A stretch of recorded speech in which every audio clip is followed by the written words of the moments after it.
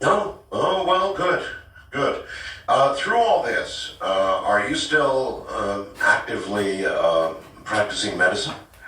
Unfortunately, yes. I have a daughter that's 15, so we have to continue to crank in the bucks so I can pay for her times now and in the future. Well, I see. Okay, so you spend, is it like a 5 day a week deal for you or more? Monday, Tuesday, Thursday, and Friday, off on Wednesday and weekends, but the mere fact of being off doesn't really mean much because between the research, implant surgeries, other investigations in the UFO field, and occasional time spent trying to restore an old 1948 Dodge, I keep pretty busy. That's a lot on anybody's platter. Yeah. And so it's a wonder that you find any time at all to do research. In fact, And reading the headline that my mother has said, U.S. Army Air Force captures flying saucer. And then he went on a long dissertation about how, see, I told you, we can't be the only intelligent living beings in this vast universe. And I stood there listening to it. get some kind of take on what people were talking about and what they thought, and whether they were thinking, gee, is this the beginning of an invasion? Are we about to have another war? Or just exactly what people thought? It would be interesting to know. If that happened today, can you imagine if that occurred today?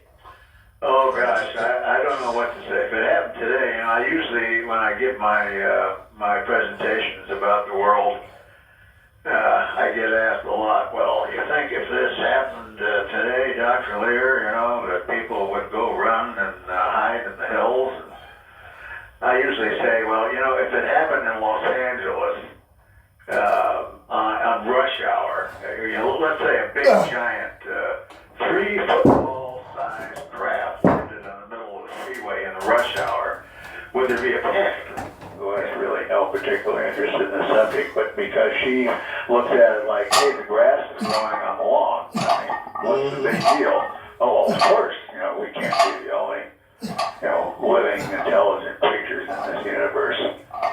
So Perhaps the next generation doctor really would probably not what it is at all. Human logic may not be exactly the same as logic from let's say intelligences from elsewhere that may be thousands or millions of years older than we are. So we can only look at things in terms of human logic. And I've had the occasion to be in 42 countries in the last 7 years. Excuse me. And it's not much different. You got a translator and you listen to what they have to say, and in Egypt or Poland or South America or wherever, the stories are about the same. Yeah. It's certainly not every individual abductee who has even claimed or have experiences of, I guess you best put it, as medical experimentation. In the most cases having something to do with ovum or sperm. And it goes on from there to all videos out of a field. Similar things seen in what was previously the Soviet Union. You don't see that in South America.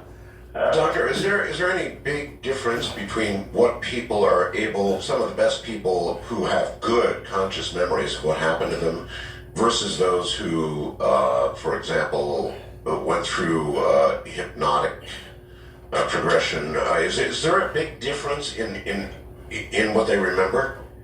Well, hypnotic regression done in the hands of a qualified, experienced hypnotherapist, and there's not many of them around anymore.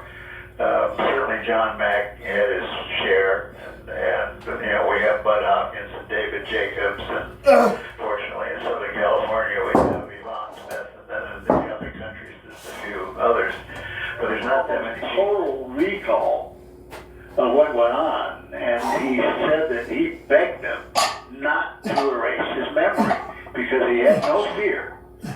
And he said he had no fear of them, and he didn't know, why they were doing what they were doing, and he claims that these were the great, and that they told him that with conscious memory that he has. I mean, it's right down to the nitty gritty. And like I was saying, he was telling him a joke, and he says, "Well, if you don't understand what I'm telling you, then how could you tell I'm telling you a joke?" And he said they told him because you were laughing. Is this a name we would know? No.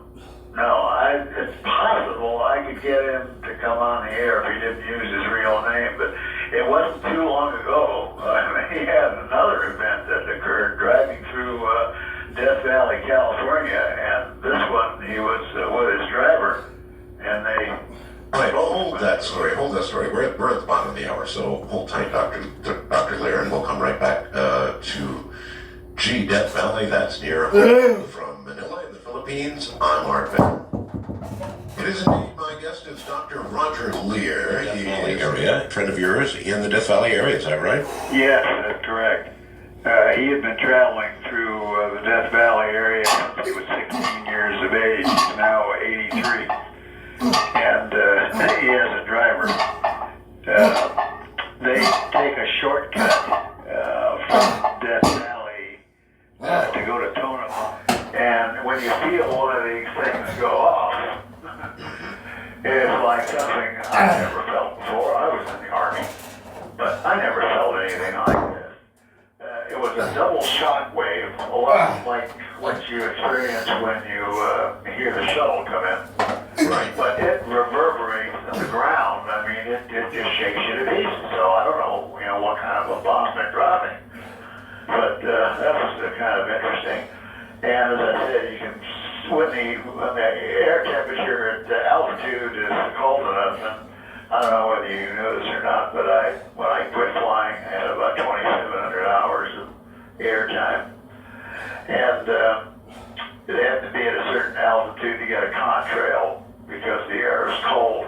Yeah, that's right. So, you were able to see some of that, but you didn't see a great deal of anything. The following night on that hill, oh, where? So we look, and yeah, there's a light on a hill, which wasn't there before. And then we slowed down a little bit, and there was 2 lights. And then there was 3 lights. And then 4 lights. And then 5. And then 6. And then pretty soon, the lights you could see were going around in a circle counterclockwise. Wow. So I said, wow. And I pick up the video camera, and by the time it's so dark that when you turn on the viewfinder, it about blinds you. And by the time I got the viewfinder, to look at the light, it was already going back down where targets and the F-16s were just all over the place. And so we stopped as we were, heading out to the car. We virtually stopped, and we were looking at things through the binoculars and so on.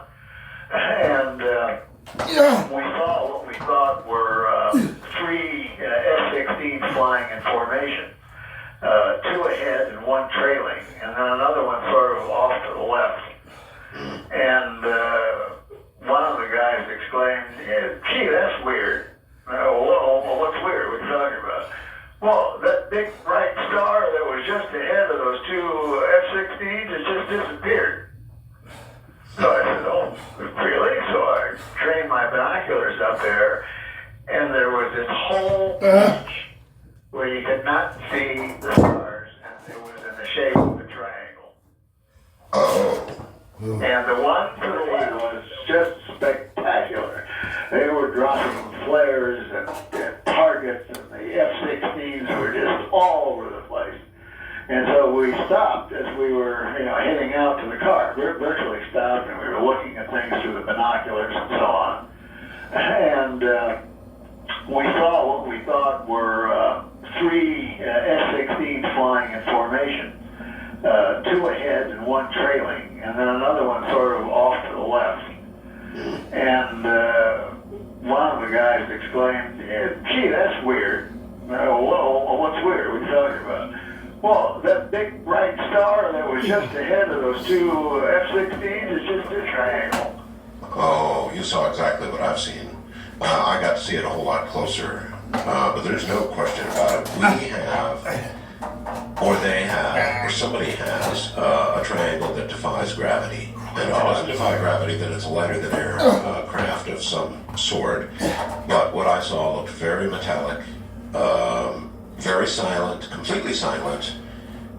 I mean, we have it. Either we have it, or they have it, or we back-engineered it, or something. But these triangles are as real as a heart attack. Oh, absolutely. This thing was just blocking, and it was huge. I mean, they were at the same height as far as the lights were concerned as where the F-16s were flying.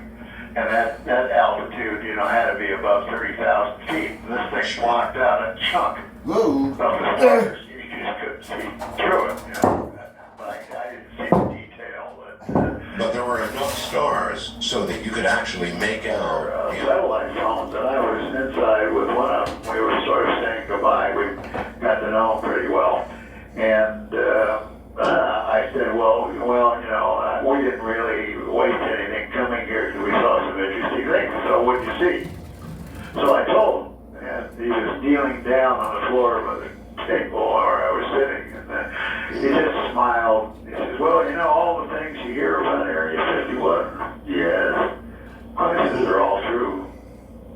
They're all true. They're all true. Well, coincidentally, Belgium is a place that has had, I don't know how many sightings, tons of them, of these triangular craft, as I'm sure you're aware. Oh, yes, and he knew about them. And some intelligence from elsewhere, which is the term that I've been using lately. I don't know. And are they normally correct about where? In other words, if somebody comes to you and says, look, I think I've got an object that's been, I was abducted, or I think I was abducted, and there's an object in my arm or my ear, let's say. I don't know. Are they normally correct about where? Well, again, in order to do this on a scientific basis, you just have to establish a certain set of criteria and protocols. We don't do anything unless they can prove to me satisfactorily that they have an object, which means that they not only have to suspect where it is, but they have to show me where it is on an X-ray, CAT scan, or an MRI. Otherwise, it's not my bailiwick. So it has to happen. In other words, you've got to see the MRI before they even come to you. Oh, yes, I do. It's the government put it in. It's my neighbor. It's the Army. It's foreign relations, secret societies. I know. On and on and on. And there's suspicions of this. And there's I saw a crash of a UFO in Wyoming that nobody knows about, and it's a secret, and I'm going to keep it a secret. Maybe if you give me $50 million, I'll tell you where it is. Yeah, I've had a few of those too. Of all the people you would talk to, say, you just don't know. Yes, I do know, because I get the emails, doctor, so I do know. Well, you've been doing this when I first see it, so I take an X-ray right before I do the surgery. And unfortunately, this thing had worked its way up into a joint and had fractured into 3 pieces. So I said, oh, boy, well, it's 3 pieces. It's going to be harder to get out when it's just one. But we had, as I said, we had enough funds to be able to get the equipment so that makes these things feasible to do. But I got it out, and it was all in one sack. It was in one subcutaneous, strange sack, which it still is. Now, before we took the thing out, every once in a while I get a new piece of equipment. So we use a Gauss meter, and you'll like this stuff. You'll know more about it, Art, than I do. It puts out an electromagnetic field of 4 milligauss. Really? Then we use spins on by. You point it to the third toe, and it locks on 30.0127. Wait a minute. Please start again. 30.012732 megahertz. So just barely above 30 megahertz. My. I as I said, you know more about it than I do. What that means, I haven't a clue. But Did anybody take a radio receiver, tune to that frequency, and try and see what it was? No. Oh, darn. That would have been the next obvious thing to do. If you're getting enough radiation from that thing on that frequency. The physiological aspects of abductees. Why do they all feel the way they do after an experience? They're all dehydrated. They gobble. Woo! All right.